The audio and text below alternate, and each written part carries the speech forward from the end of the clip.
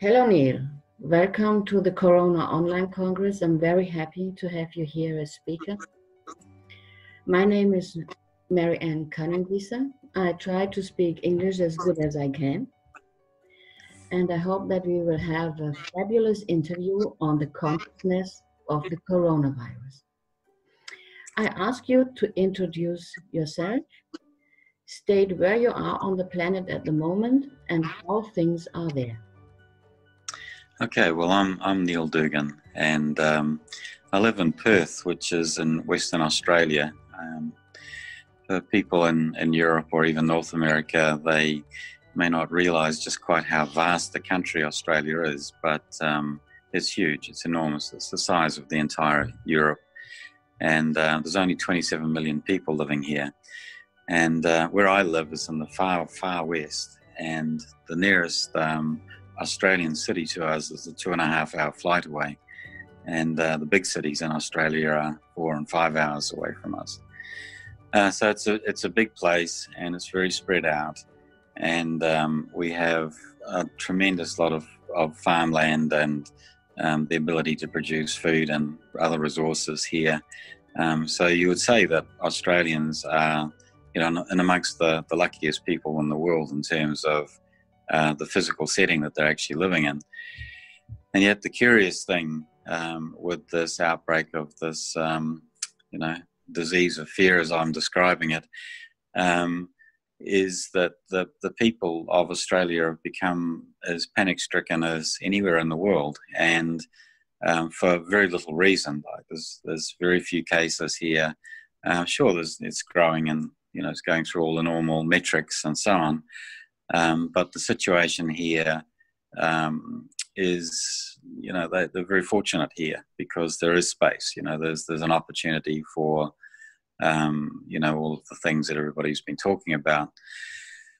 So when I go to the local, I live right out in the countryside myself. So I live in a very small community, and but if I travel into the local market town, you would call it. It's a small village or town.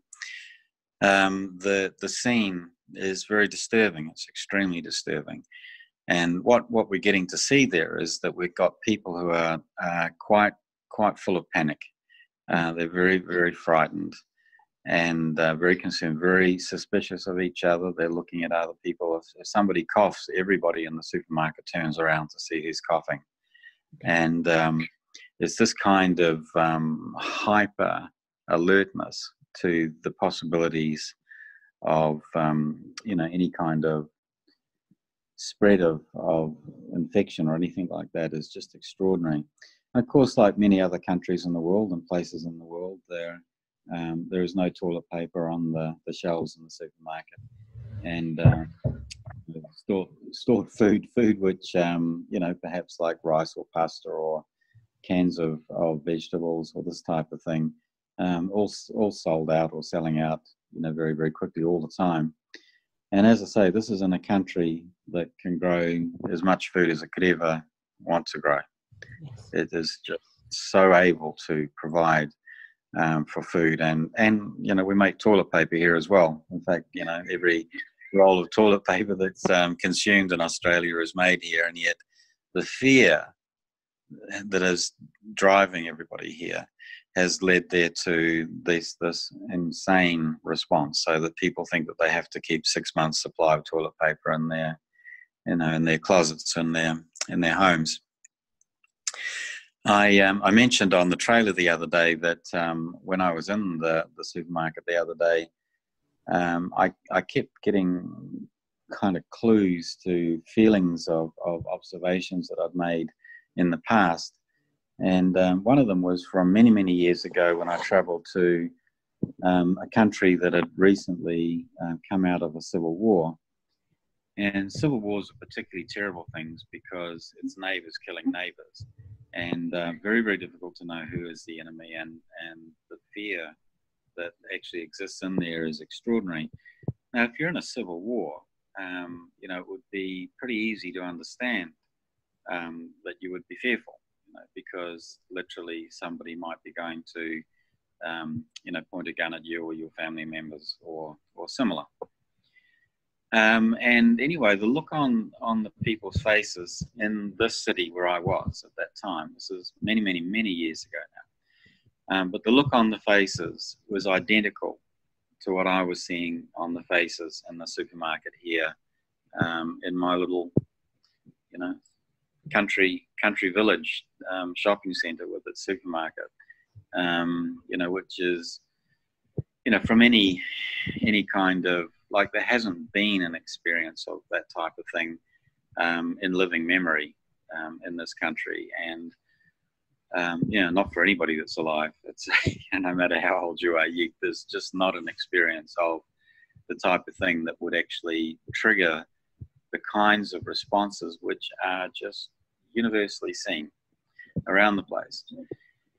So that would be, my sort of introduction and summary to the energy of where I am. For myself, I live in the country, and I have a community of people that I work with, clients, and obviously people like yourself internationally that I'm communicating with and working with on many projects, including this project that you're interviewing me on at the moment. And for me, it's business as usual. It's normal opportunities. But I realize that I'm a bit of an oddball. I'm a bit strange because I'm not, like, my reaction to what's going on is not uniform to the reaction of other people here in my local community, in the city. If I drive into the city, take the bus into the city, it's a city of 2 million people, so it's a reasonable sized city. You would, you'd find this terror everywhere, up and down the streets. You'd find people, the place empty for a start, because everybody's too frightened to come out, and so they're staying at home and not going to work. They're working from home. The schools are still running here, but they're talking about shutting the schools. And all of the sporting events and that type of thing are shut down. I sing in a couple of choirs, and the chairman of the choir rang me up last night and asked for my opinion on whether we should shut the choir down or not. This is a group of 30 people going to meet together to sing joyous songs and songs of praise and this type of thing. And yet the feeling is that, well, maybe we shouldn't meet together. We shouldn't do this. This is, and it's extraordinary. It really is extraordinary. I've probably gone completely off the subject. What were we talking about? We were talking about the situation in your country, situation where you live, and it's absolutely okay that you take time to talk about it, because this is what people are interested in. Yeah. These days, the mass media is not the media to rely on. It's the personal contact to rely on, and it's the seeing through the eyes of another person in another country, that you find the information you can trust. Yeah. So it's a very interesting perspective for myself to hear that in Australia, where you are, people have this look in their eyes where you says it looks like haunted. It is a look, from times of civil war. And this points out a very interesting topic on how dangerous the coronavirus is in the perception of people. I don't mean to say that the coronavirus is dangerous. I mean to say that in the perception, and maybe in the illusion or delusion, it's very, very, very dangerous. And that some kind of instinctive consciousness detects it as something like a weapon. Yeah, absolutely. So one of the things that we should be, that I would like to be clear about is that I'm not underestimating the number of people that this coronavirus could kill and make very, very sick. Obviously a much larger population of people will become very, very sick. I'm not underestimating that, and I'm not underestimating the trauma that goes for, the people that become affected by, you know, by the virus in that way. But I have an identical view of the danger of traffic. And so I ride a bicycle, and when I talk about going to the market town, I ride for nearly 30 minutes on the bicycle on the high-speed roads. And it's dangerous. Like, it's really, really dangerous. And at any moment, some car could push me off the road, and you know, I could have an accident, or they could run me over, or whatever. And you know, this is danger. Like, it's real risk, and it's real danger. And the coronavirus is real risk, and it's real danger. The thing about you know, disease organisms, if we're talking about viruses or other microbes for that matter, is that we can't see them. And so unlike a car coming that might run us off the road, we can't see a virus. We can't actually perceive it in the normal way that we actually perceive things. And I'm sure we'll get an opportunity to talk about this a bit further during the interview. But for me, I am able to perceive these viruses and these other disease organisms. And as a result, I have this kind of viewpoint that it's like the traffic. You have to be aware of it, and you have to factor in the risk. You have to factor in the danger, and you have to take practical steps. So if I'm talking about riding my bicycle, then I keep closely to the side of the road. I avoid the worst of the heavy traffic times. I wear clothing which is easily identifiable to a motorist. I wear a helmet. You know, these are all practical things which I can do because I can see and recognize the risk. With regard to a microbe, and you know, we're talking about a particular virus at the moment, you have to do the same thing. You've got to be able to communicate your presence and your intention to be alive. You have to be able to, you know, recognize the risk and work out ways that you can intercept that risk and work around it, and so on. So, like, it's just like, you know, trying to avoid a car. You have to do the same thing. It's the same kind of process. It's about perceiving. So perceiving not only the organism, but the actual, the real threat that it actually poses, and how it operates, and the way in which, you know, we operate. And of course, my opinion on this is that by and large, we're actually running the whole show when it comes to an infection in any case. Yes. You know, nonetheless, there's real risk involved, and it's a matter of seeing it, but absolutely not being lost in the things which will encourage it. So we're about to go on to another whole topic there. I don't know if we're ready to do so, but I think that what we need to point out is that a virus, especially the mutations of the coronavirus, they pose a danger. It is a risk. Our instinctive center is aware of that risk, and that's totally okay. But that does not mean that we have to get fearful or anxious or panic, because this won't help us. If you drive a bicycle on the side of the road and you panic, this is going to be much more of a risk than the car itself. So I really want to point out the misunderstanding about a risk, a threat, a danger, and our delusional mind that makes whole and big bubbles of anxiety and fear out of it. And maybe you want to talk about that. Yeah, no, fair enough. Well, the big thing, you know, for me, when we're actually looking at that set of questions and what you're posing there, is that it's the perception of the risk. And so for people in my community here who are going there and panic in the supermarket, it's highly unlikely that a single person in the entire community has actually set eyes, with their immune system upon one of these viruses. Highly unlikely. The spread of it has not come into this community, and so there is no car running down the road at the moment. There is no car running down the road which might run into you.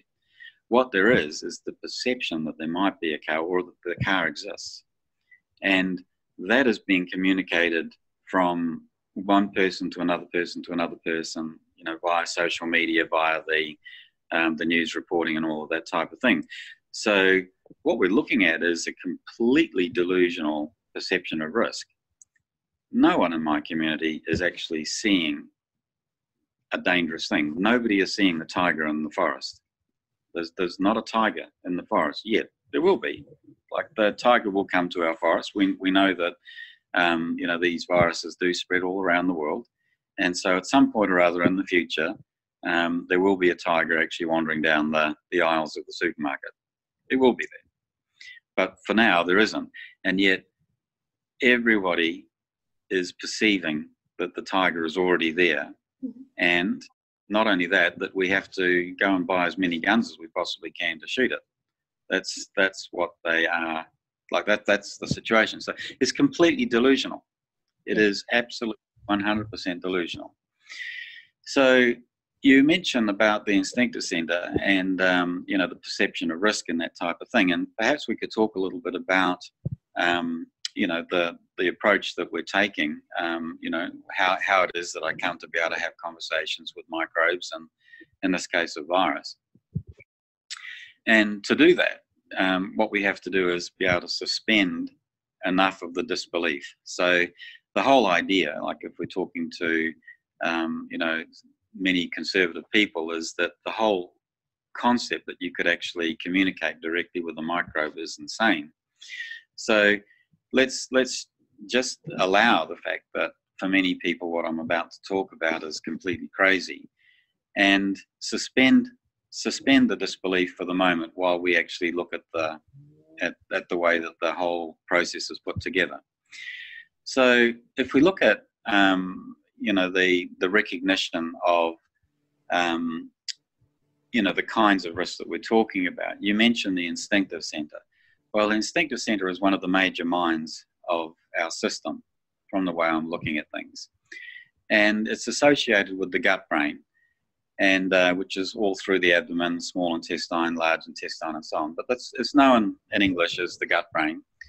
And we have so much language for it. So we talk about having a gut feeling. Yeah. When the people are in the supermarket and they're looking at the empty shelves and they're looking at each other and they're hearing somebody coughing or sneezing, what's happening is a gut reaction is occurring. And that gut reaction can actually be felt in the physical body. But more importantly, it's actually a thinking process that's going on in what we would call the instinctive center, which is the mind that's associated with this gut brain. Now, the gut brain itself is highly researched, and there's a heap of science around it. And the notion of an instinctive type of thinking has some acceptance in scientific community. So like there is a reasonable amount of acceptance of the broad concept of such a thing. And certainly in amongst psychology circles and so on, the notion of an instinctive type of understanding of things, or an intuitive understanding of things, is pretty well understood and pretty well accepted as well. But when we're looking at this type of recognition of the risk of a microbe or that type of thing, we do get a little bit closer to how we might actually perceive it. So the gut brain itself is closely associated with the thinking of it, like the processing that goes on in the gut brain is closely associated with our immune system. And so a part of the organization of the instinctive thinking is that it's connected to the way we manage immunity. And of course, the immune system has many, many, many ways of actually recognizing microbes of any kind, including viruses. And so when we are in the supermarket and we're hearing somebody sniffing and we're, fearful because the shelves are half empty, then our instinctive center is looking for the kind of risk that might be associated with that action of somebody sniffing. And there's a recognition and an understanding that might mean that there's an infection about. It could potentially be an infection about. Now, the instinctive mind can be as delusional as the head brain. So like we obviously all know about a head brain and that it's thinking and that it has the opportunity to do all sorts of wonderful creative things, but it also has the opportunity of coming up with some crazy ideas. And these crazy ideas are the delusions that we're talking about. And from the way that we're looking at things here, we would describe them as being egoic type of crazy ideas. And similarly, the gut brain or the instinctive mind is capable of doing wonderful thinking and interpreting things and coming up with wonderful strategies for managing all kinds of things all at once. It's a multi-stranded, multitasking type of mind. But it's capable of marvelous delusions as well. It can come up with the farthest, the furthest imaginable crazy idea around something like, chemical risk or microbial risk or that type of thing as you could ever imagine. And that goes for the threat that the neighbour might be posing as well. So if we think about, a real risk that people have, one of the things that would be going on in that supermarket is that a person's sense of smell is detecting the pheromones of the other people in the aisles and is detecting the fear on them. You can smell fear. The eyes are perceiving and detecting the subtle movement that the people are doing, the way that they're holding their bodies and that type of thing. It recognizes the fear. So the sense of sight is recognizing the fear. The way that people are talking and, the hurried nature of them is all being detected by the sense of hearing. All of these senses, including the taste and the smell and all of them, are all connected to the instinctive mind. So the gut brain is able to perceive and utilize this information. So the instinctive center is looking at all of these signals and coming up with, yep, we've got something really risky happening here. there's something going on which is highly, highly risky.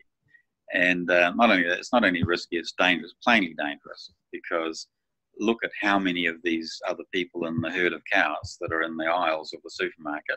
Look how many of them are ready to start stampeding, how they're all beginning to get ready to run and rush at the gate. And this is precisely what's going on. It's the perception of everybody else's perception of risk and danger that's going on. And as I say, it's the perceptions are coming in through the senses and they're being processed by the intellect partly, a little bit, but really being processed by this gut brain, by the instinctive mind. Obviously, we have other brains and minds as well, and I work with a 5-brain model. And the other brain, which people, most people listening to this would be highly aware of, is the heart brain, or the emotional mind that's associated with the heart and the thorax in general. So this emotional recognition of what's going on is it's quite possible for it to become completely delusional as well. So we would normally think about that panic and fear as being associated with the instinctive mind and the gut brain. But that fear and anxiety and the feelings of scarcity and all of that type of thing can have a major impact on the functioning of the heart brain and the minds associated with it. And I know what we were going to talk about originally when we proposed this interview is we were going to talk about coherence, and we were going to look about what was possible in terms of improving the coherence between all of the brains and the minds of a person's body, with a view to becoming better able to actually manage the threats and risks and so on that people are facing with this coronavirus. However, I know we've changed to having a look at what is the message of the virus itself, which is great. but we kind of need to actually sort of have a bit of a rough look at that type of stuff to actually get some sort of framework for it. Yes, but just let me point out one thing so that we don't lose the thread of the whole interview. The thread, of course, yes. Yeah. There's a very interesting observation you made, is that the moment we are in malperception, we tend to overreact. And that overreaction is the real danger. It's far more dangerous than a virus. A bit of a virus coming like a tiger to the forest is one thing, but a human mass stampeding somewhere out of panic, it's total other kind of danger. And I want to point out that the malperception might lead us to actions or reactions, there are reactions in reality, that tend to be more dangerous than the virus itself. Absolutely, and it's an even more problematic situation than that, and that is that the actual virus itself is just a piece of information, and so it's no tiger. In reality, it is no tiger. We can choose to use information in any way that we want to, and if we've got a mass stampede, which is going on at the moment. So the mass stampede thing, I think that you're alluding to, that's a really important thing to talk about, is that the way in which our immune system or our bodies would actually respond to an infection. So assuming that an infection actually kicks off in a person, you can have either an appropriate immune response to the virus itself, or you can have a wildly inappropriate response. And part of the issues with viruses is that very, very often humans have a wildly exaggerated response to, to the actual virus. Wildly, absolutely wildly exaggerated. And so there's little or no, normality in how the response is actually being put together.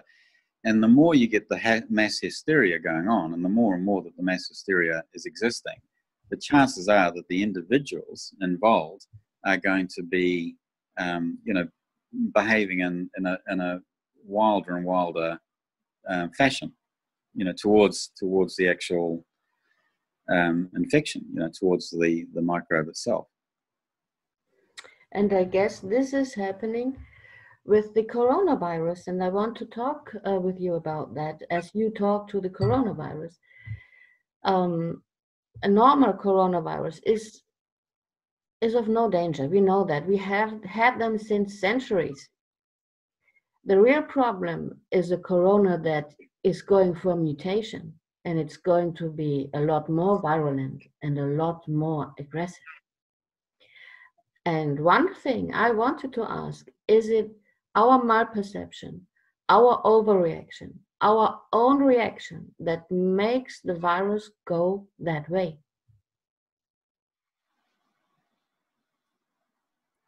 Well, it's an interesting question.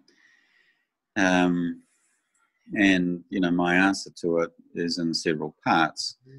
So viruses are mutating continuously.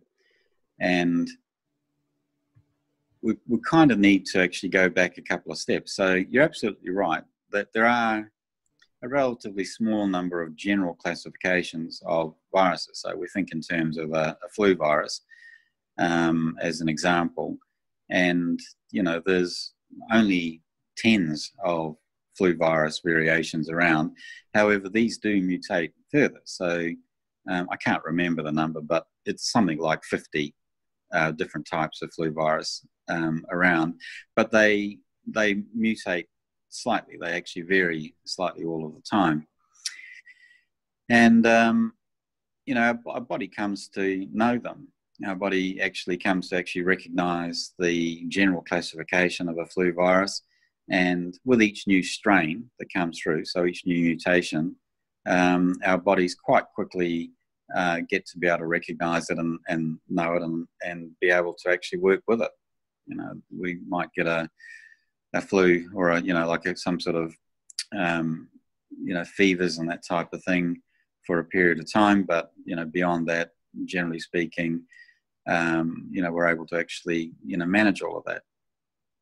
And the situation with these things, though, is that they are relentlessly varying, and they're relentlessly changing all the time.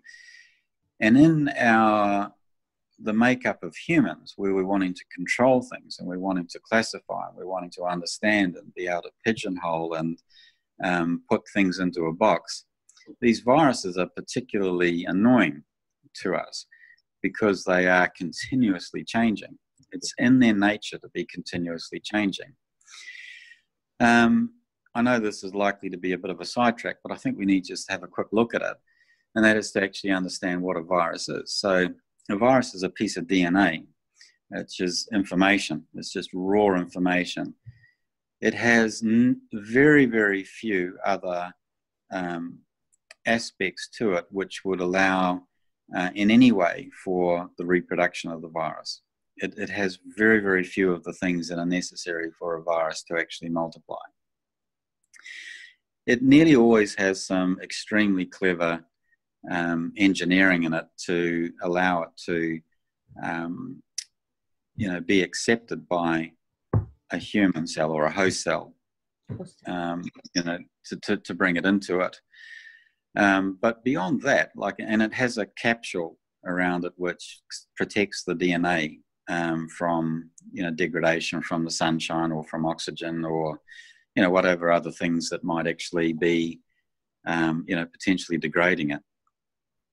But beyond that, there's not an awful lot going on. There's not an awful lot else in the picture, which is interesting. It's a very interesting thing that you're looking at as an organism which has almost no ability to actually reproduce itself. In fact, it can't possibly reproduce itself without a host. And yet it's continuously adapting. It's continuously changing. And it is information. It is just raw information. And the fundamental information is adapting and changing, obviously, with it as well. It's all of that is changing. So if we look at the communication that's going on between the virus and the host, it is happening at the level of the cell first and foremost. So that communication is going on there.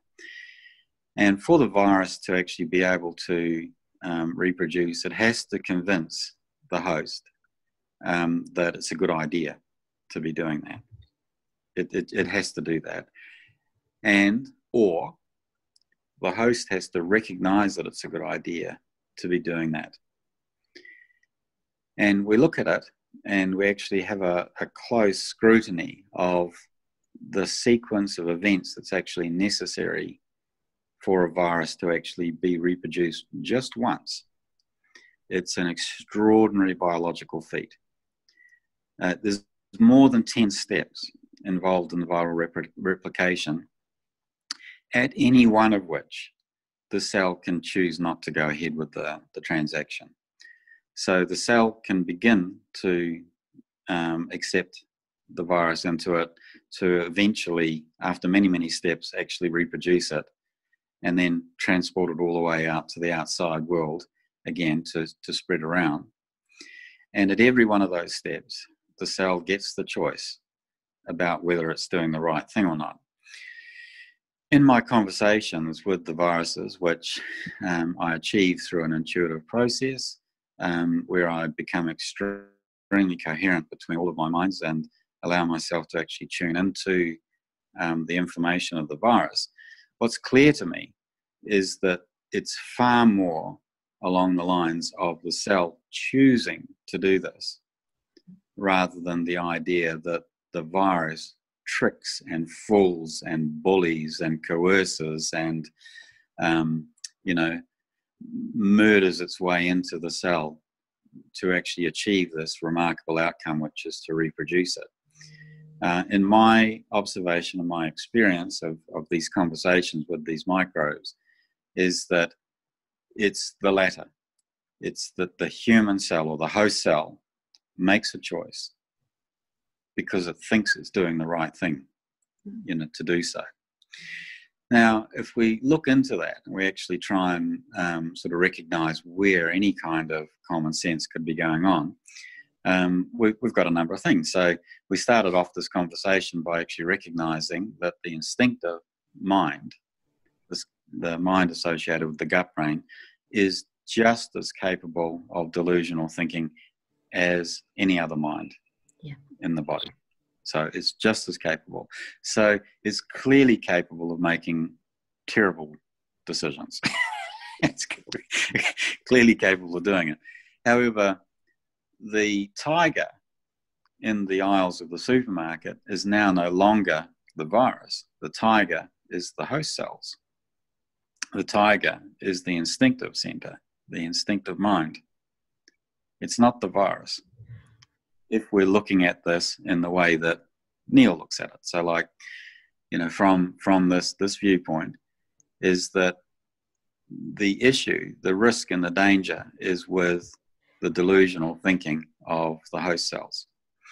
And we are working right down at the level of the cells. Now, the cells of a human body, for example, are in tremendous state of communication with one another. They communicate via the nervous system, they communicate via the hormonal system, they communicate by all kinds of subtle energy systems. So people talk about, you know, all the various subtle energy systems from different cultures around the world. It's all communicating. The Wei Qi, the Kundalini, you know, whatever it is that you can think of, you know, the operation of the nadis, however you would like to look at this from any different type of, you know, cultural, medical context, there is just an endless array of ways in which one cell is talking to another. There's plenty of medical scientific research into the way in which biophotons are used to actually transmit information. So this is light. You know, subtle light signaling from one cell to another, and from, you know, great distances within the body as well. So the cells in my little toe are talking to the cells up in my head via biophotons, and this is medically proven. It's medically shown that these things are actually communicating in these ways. And, you know, electrical signaling, magnetic signaling, all around the body, all of this stuff. You know, if you think about the work of the HeartMath Institute, a huge part of it is the electromagnetic fields that are around the heart organ itself, and the ways in which these electromagnetic frequency fields are actually communicating to the cells. So we're not talking about a single cell existing on its own without any support from all of the other cells in the body. Every one of them is talking, and every one of them is talking using multiple platforms of communication.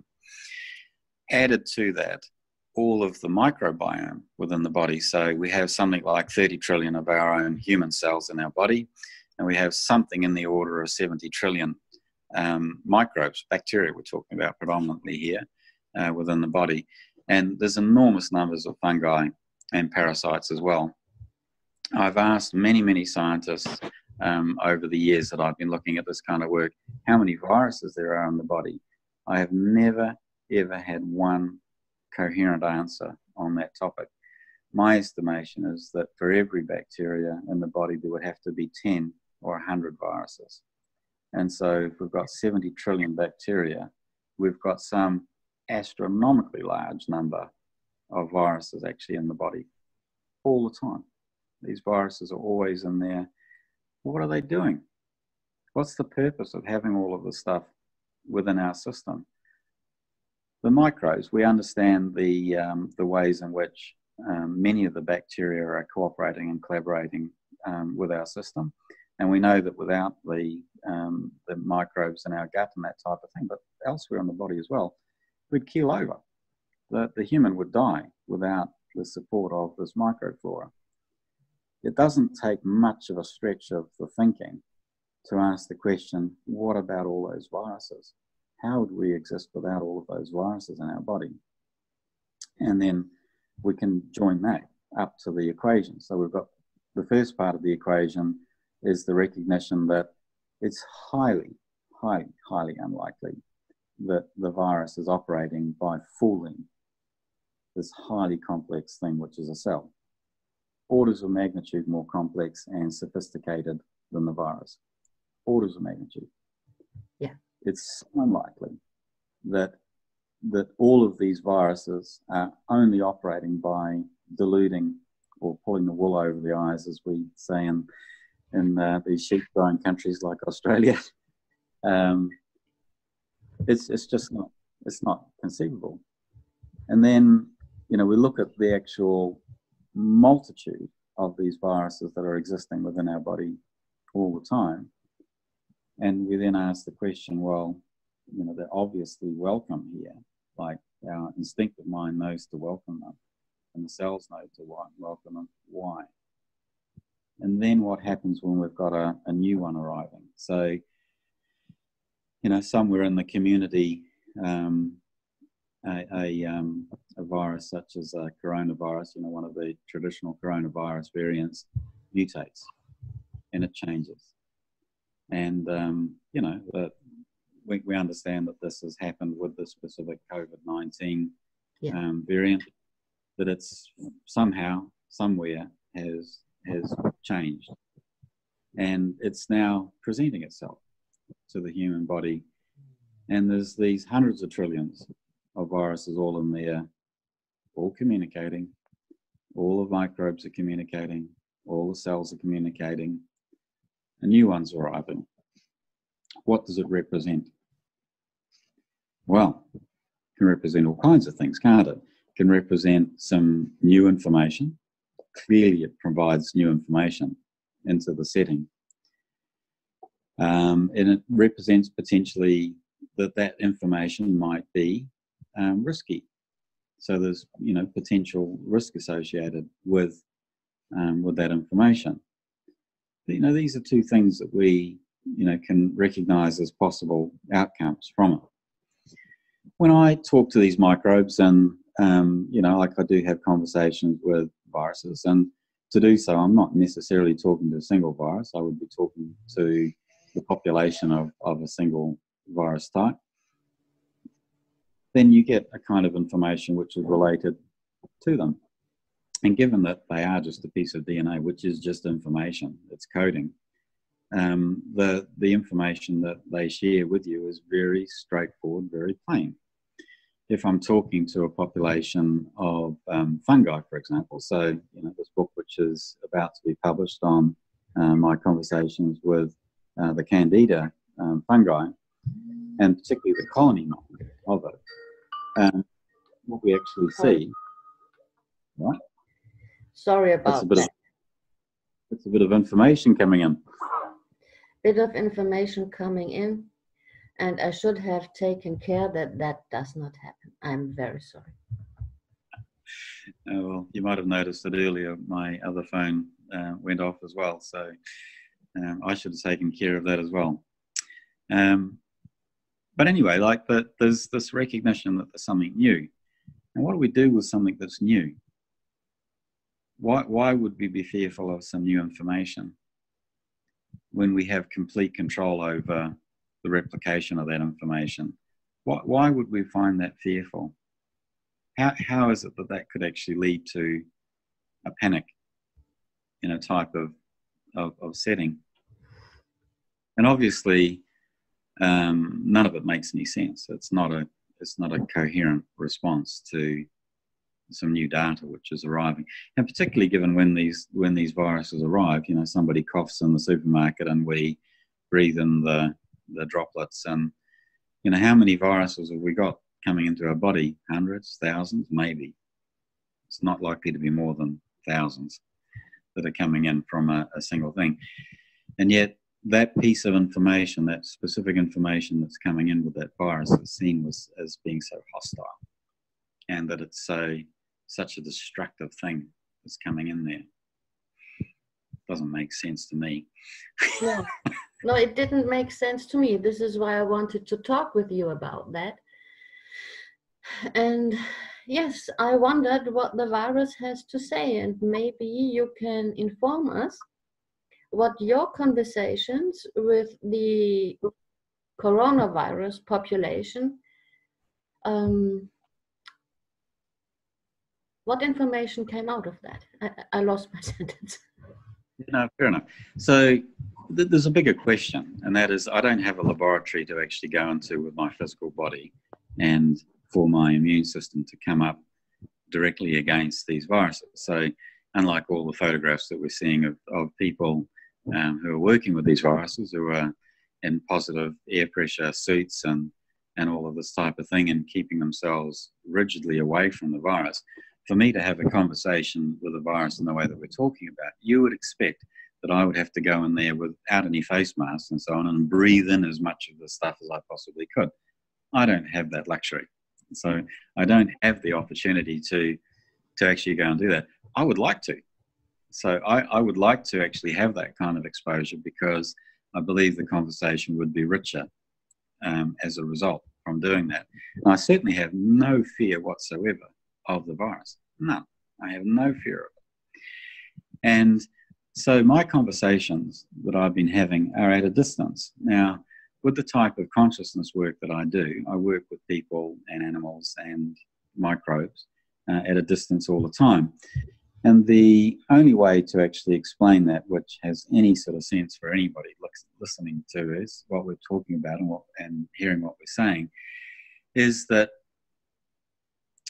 we're all entangled, that all of the stuff is entangled. So this information is available via a field. Like it's become popular to talk about this idea of an information field, and that all of the information field leads to all beings within it being able to communicate with one another.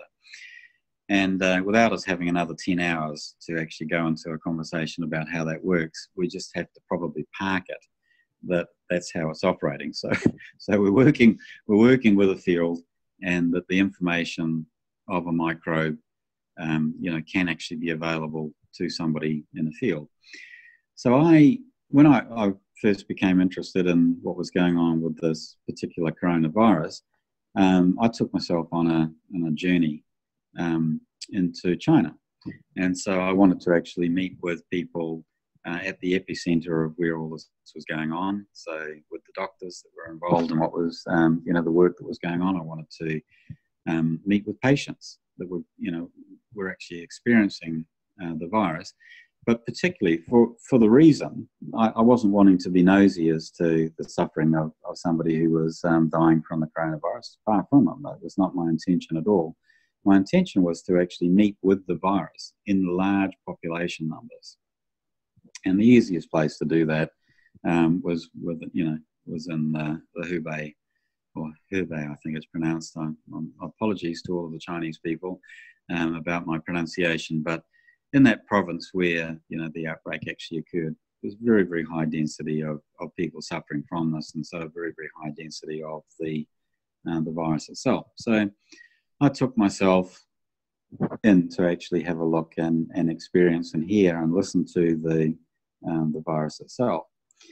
The interesting thing that came out of those conversations, I had several conversations, and I took several trips, if you like, to go and visit with these populations.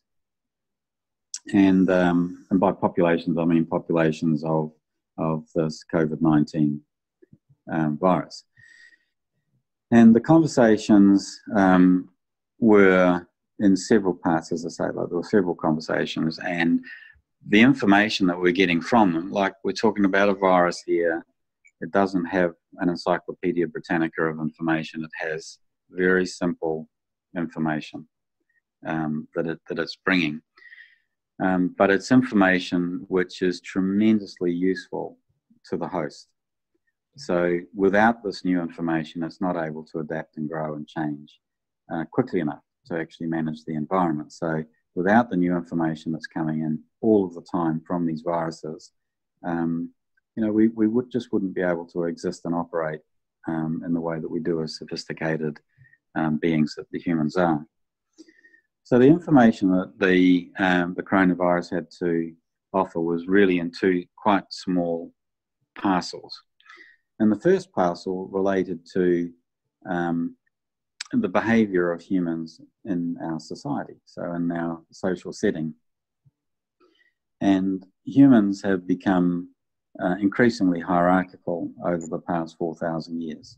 And so there's more and more concentration of power, more and more concentration of resources or access or control over the resources, more and more ability to inflict the will of one human upon the will of many other humans, more and more ability to manipulate you know, the behavior and the thinking of other humans.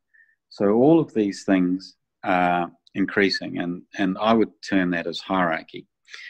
And so the first message that's coming from the coronavirus is a message around the structure of hierarchy and the way in which it leads to what could most easily be described as a bully and a victim duality. So dualities are very interesting, and in my work with consciousness, when I'm working with health with people all around the world, these dualities are incredibly important. They're the most important thing for how our physical body is working in a delusional way, which means disease. It leads to disease and mortality. So, you know, the whole idea of degradation of the body and so on is tied into these types of dualities. This particular duality is the duality of the victim and the bully.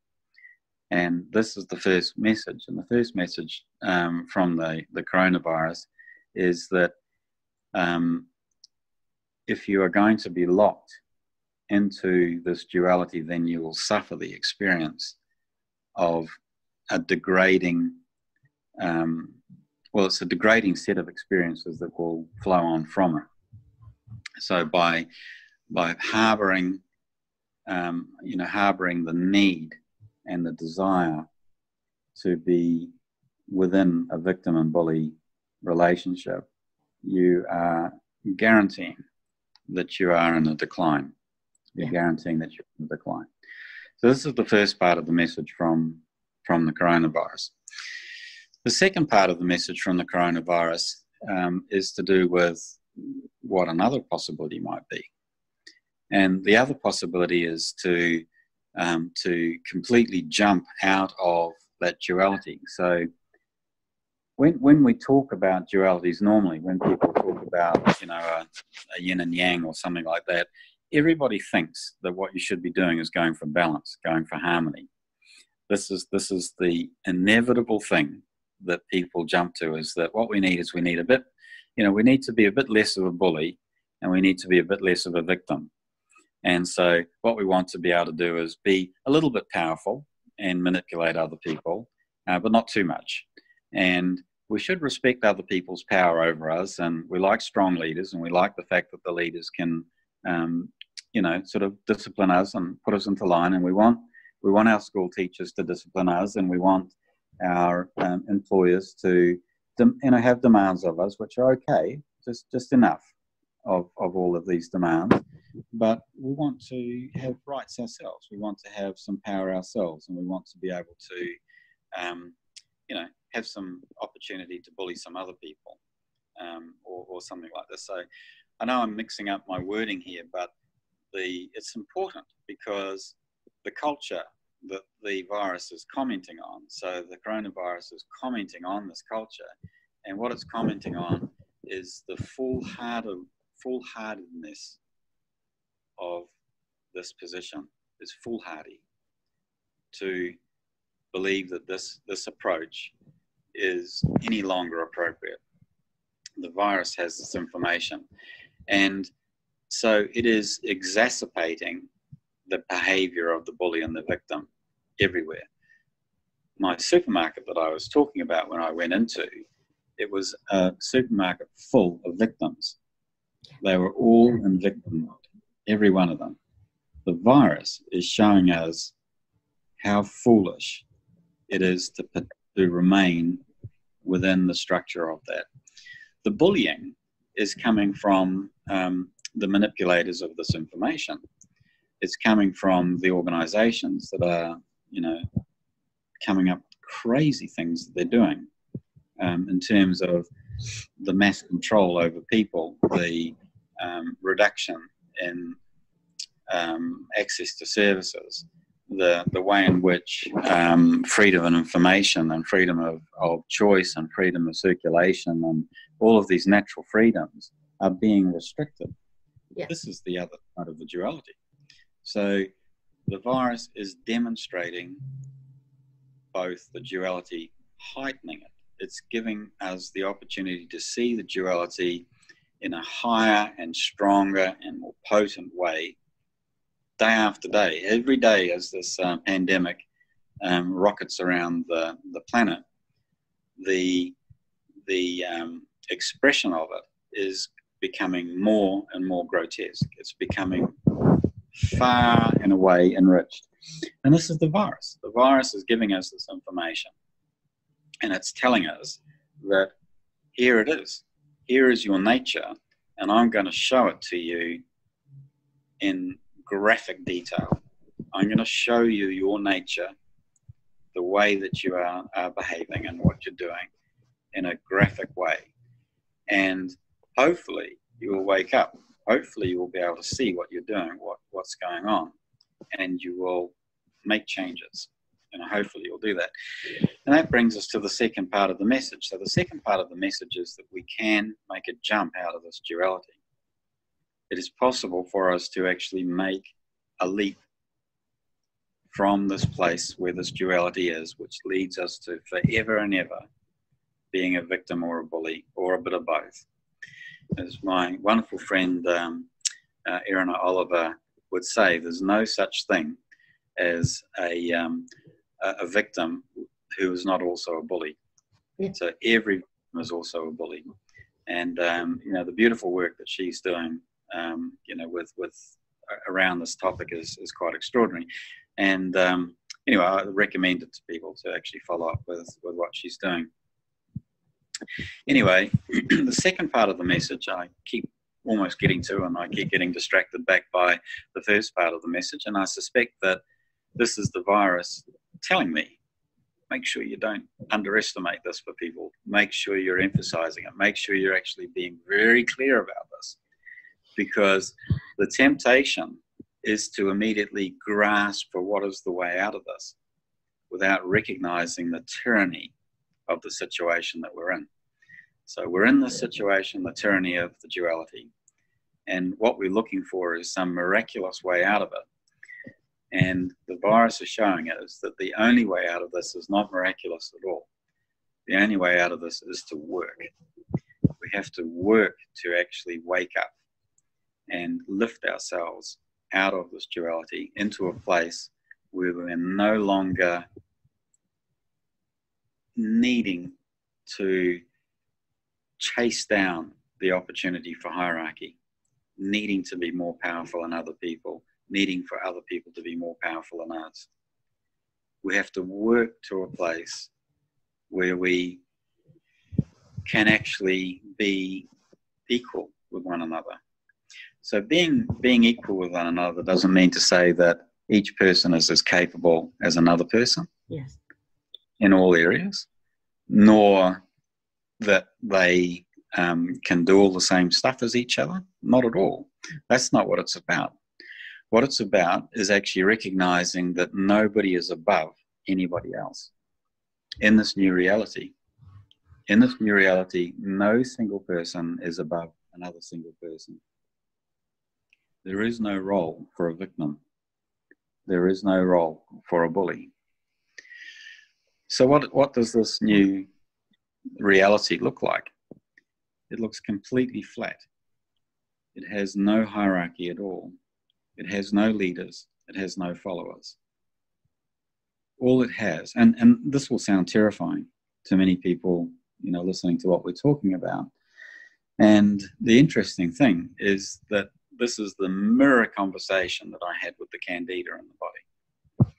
So when I looked at the candida were the perfect expression of what we're talking about, absolutely flat.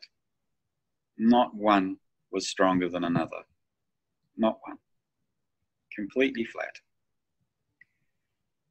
And each of them listening to the others. So every single one has a seat at the table. If we convert that to humans, it's about all humans actually having a seat at the table, everybody having a say. So we could think of that as being democracy. But as soon as we use it, that would be absolute democracy. But the problem is that as soon as you use the word democracy, we think about, we've got our strong leaders. No. We're going to make sure that our strong leaders are in there and we'll vote for them. Okay, that's our democratic right. We get to vote for them and that feels like democracy. Rubbish. That is not democracy. That is not democracy. It is a system for the victim and the bully. That's what the system is. The alternate is to actually have everybody equally responsible. Yes. So all of the individuals are completely 100% responsible. They gather information which they share. They all weigh up the weight of this information. And then individually they act upon this information for the best outcome of the community. This is the message of the coronavirus. You have it. I am the pressure. So I'm now saying the exact words that came through to me. I am the pressure to make you realize that you have to have a choice. You've got to make a choice. So I provide the pressure wherein you will make the choice. Stay within your duality and decline and fail. Or move out of the duality into a new reality. That's what I'm here for. This is what the virus said to me. I'm here to actually put pressure on you to do this. So this is not a passive thing. This is not a passive message. This is not, like what I'm talking about could be theology. It could be philosophy. I could have been just telling you a philosophical series of ideas. That's not what the virus is about. The virus is not a philosopher saying, here's some lofty ideas for you. That's not what the virus is saying. The virus is saying, I am the pressure. Yes, it sounds for me like a call, like the virus is calling and giving the chance for paradigm shift, and either we take it or we don't. It's a bit more than that. I am the pressure. Okay. Now, where is that pressure coming from? It's not a natural thing for a virus to actually be doing that. The virus is there to share information. So the call to action would be the new information. That would be the natural, normal, usual experience of the virus. The virus says, here's a bit of new information. How about incorporating it within your being and, might be useful for you going forward. This would be a normal way that a virus would approach it. Yes. It has that, but it also has this other element which says, I am the pressure. And this is why it's going epidemic, to state the pressure. It's not particularly sophisticated or dangerous virus. You could understand that something which was coming with this type of message would be really catastrophic. It's not. But it has this power. It has with it the energy of something much higher. So we have the choice that either, as far as I could understand it, that either we fall ill, stay as victim and bully, and decline, which means maybe die from that disease, or we wake up, change our minds really in the kind of a quantum leap of consciousness, go for total self-responsibility, win-win situations everywhere, collaboration, cooperation, and totally for the sake of communities and from a new society where we have healthy people that thrive. And it's our decision. It's our decision. We have awake people that thrive. It's not about being happy. It's about being aware and awake and, you know, with all of our perception open so that every piece of information is flowing within us and from the outside. This is not about being happy. This is not about being asleep. This is not about being comfortable. This is about... I said healthy. But it's important. Like, it's an important differentiation. It really is. And I know you things. I'm just catching it, you know, because, and it's the virus is telling me to be very, very clear about this. Yeah. This is not about a new way to, you know, feel jolly and comfortable. This is a new way to act, which actually involves you doing something completely different. You have to be operating a totally brand new way, which is I absolutely understand that this is out of the comfort zone of most people, having no hierarchy, living in some kind of crazy anarchy where everybody is self-responsible and has to have the eyes on the well-being of others. We are not used to do that. We are not educated in schools to do that. We were not educated by our parents, at least the most of us were not educated to be able to do that. So it has to be a decision in ourselves, a highly philosophical and ethic-based decision that I, in my person, want to move onward, forward, and change my life, totally.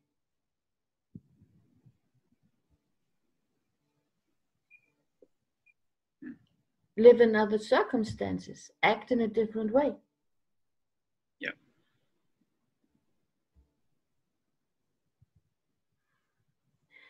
And it's totally fascinating for myself to hear that the virus is providing that information.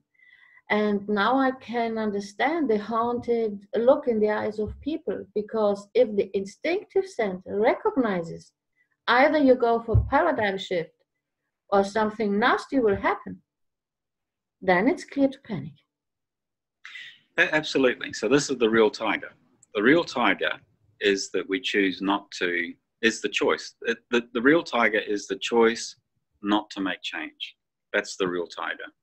So the real tiger that's actually wandering up and down the supermarket aisles is the choice not to make change. It's that choice. That's the tiger.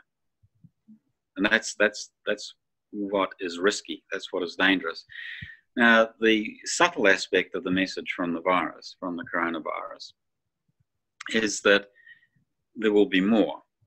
If you don't act on my pressure, there will be more. The pressure will increase. This is not the end story. The pressure will increase. Yes, and it's the coronavirus is a good choice by fate to enhance pressure. They can do it. They can, yeah. They can. Neil, that was fantastic. Thank you so much for all your knowledge. Thank you for delivering all that information. I hope that a lot of people heard the cookie crumble. This is the saying you have in English? Sort of, yeah. Yeah, it's, yes, near enough, yeah. It's difficult to talk in other languages and still hit the point. But I think that a lot of people did get what the chances are and what the opportunities and huge possibilities are in that crisis, what is offered to us, and that it is only one little move, one grasp of the hands and one leap in an unknown anything. And you might get out of it just as a phoenix. The leap is like the phoenix. So this leap out of the duality, it is a quantum leap. And it is like the phoenix where it seems completely impossible and you're reborn. This is exactly what it is. This is exactly what it is. So I can only say, let's do it. We will choose. But the pressure's there for all of us. It's just that I get to hear it straight from here's another English saying, say, from the horse's mouth. So oh, yeah. This is the message from the horse's mouth, is that wake up. Wake up, yes. And if you don't, the message, it will become more urgent. So I'm not saying that from the perspective of trying to increase fear for people. Absolutely the opposite. At any time, at any moment, we can make this choice. There is no fear. Well, there's no need for fear. No need. No. There's no need for fear around this. Absolutely not. But that's the tiger. The tiger in the supermarket shelves is the tiger of the duality. And the tiger's name is, there is no change without change.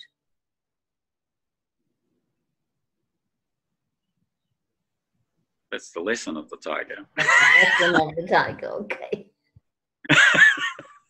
You can't have change without change. That's true. That would be a reasonable lesson. The thing that's interesting for me as we've been talking though, Marianne, is that I keep getting this information coming in from the virus. And the virus is saying, take heed. This is real. This is a real message. Mm-hmm. Take heed. So there's another entity to thank. This is the virus. Thank you for the information, virus. I'm deeply grateful to the virus. Yeah. Thank you for giving us the opportunity for the quantum leap. And hopefully lots of people are going to take that leap.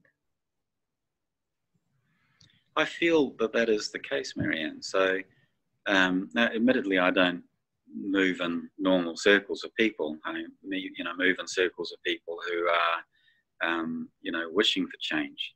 So it's not totally foreign to me at all in my experience. And what I'm seeing is that all around the world, people are beginning to recognize that a paradigm shift is absolutely essential. Yeah. And it's happening. So consciousness is shifting. And this new virus, or new variant of the virus, is just more pressure. But I love it that it's saying to me, and it's only used that word while we've been talking. It's been saying, I am the pressure. Mm-hmm. That's what I it's understand. Neil, is it possible for you that you write down a sheet for our listeners where you point out the exact message of the virus? Okay, I'll do that. Yeah. Thank you. In fact, I'm writing a book. Writing a book on it. So I can take the introduction, which would be enough. I can use the introduction for it. Yes, I would be very interested on behalf of our listeners just to have the exact message of the virus so that they can read through it. Yep, no problem. No problem. And we can translate German for all your German listeners. Yeah. And I'm sorry if I talked so fast and that type of thing for the German listeners. No problem. No problem. Sooner or later we will have a voiceover. And yes, thank you very much. We talked now about 1.5 hours. I think we need to close here. Good grief. Sorry about that. And lots of greetings to all the people down there in Australia. Greetings to people in Greece and Europe in general. Yeah. And Talk soon. Okay, thank you, Marianne. Bye-bye. Bye.